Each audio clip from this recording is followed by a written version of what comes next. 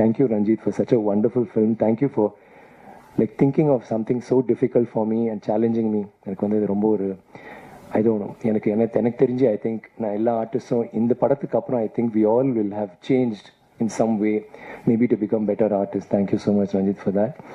And my cost,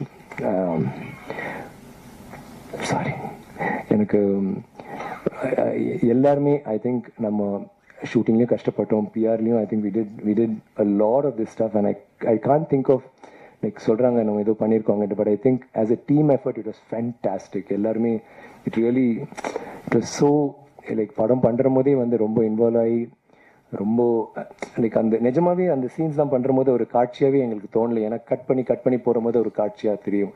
முழு படமாக பண்ணுற போது எல்லா விஷயங்களுமே அங்கே வாழ்ந்துட்டு இருந்த மாதிரி தான் இருந்துச்சு. எவ்வளோ கஷ்டப்பட்டுருக்காங்க அது வந்து எங்களால் உணர முடிஞ்சுது. அண்ட் அது வந்து ரொம்ப ஐ திங்க் நம்ம